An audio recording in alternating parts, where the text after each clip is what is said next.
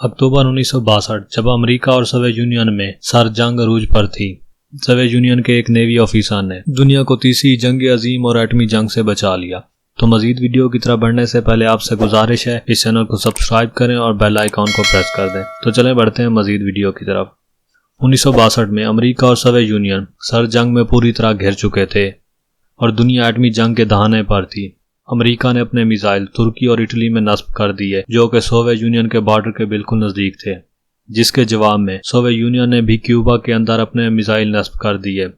दोनों super power में तनाज़ा बहुत ज्यादा बढ़ चुका था।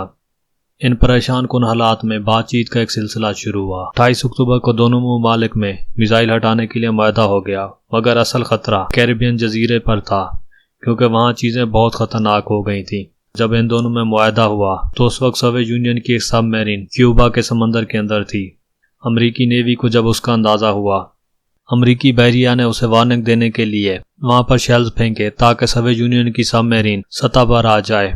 जब वो फटे तो उससे काफी ज्यादा धुआं हो गया, तो सबमरीन के अमले को लगा कि हम पर हमला हो गया है और जंग का बाकायदा तौर पर आगाज हो चुका है।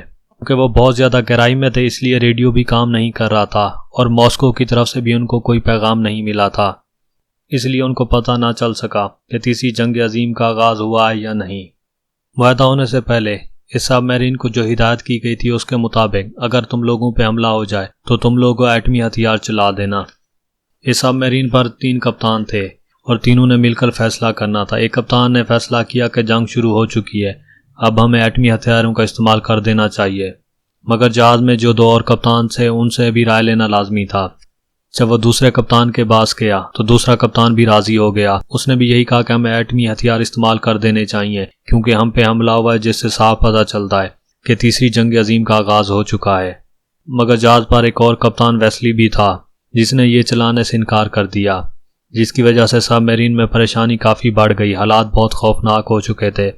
वेस्ली ने कप्तान को कहा हम पे हमला नहीं हुआ, वो सिर्फ हमें वार्निंग दे रहे हैं कि हम पानी के ऊपर आ जाएं।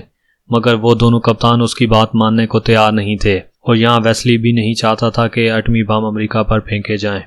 मगर आखिर में जाके ये फैसला हुआ कि एटमी हथियार नहीं चलाते, जिस वजह से सबमरीन पानी की सतह पर ऊपर आ गई।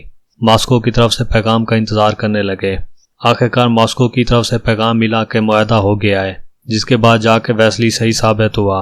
अगर उस वक्त वो एटमी हथियार चला देते तो बाकायदा तौर पर तीसरी जंग अजीम और एटमी जंग का आगाज हो जाता। मगर वेस्ली के इस फैसले के बाद उसे काफी ज्यादा तनकीद का निशाना बनाया गया। सोवियत यूनियन के अफसरों ने यह तक कहा कि इसकी नालायकी की वजह से हमारी सबमरीन सतह पे आई है, जिसकी वजह से हम अमेरिका के सामने एक्सपोज हुए हैं।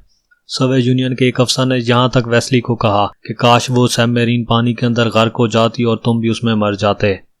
2002 में एक रिटायर कमांडर जो कि सबमरीन पर था, उसने बताया कि एटमी हथियार लगे हुए थे और वेस्ली ने हमें रोका था ये चलाने से। तो उसके बाद वेस्ली की काफी ज्यादा दुनिया में पजीराई हुई, जिसके बाद मजबूरी में सोवियत यूनियन ने भी उसे हीरो का दर्जा दिया।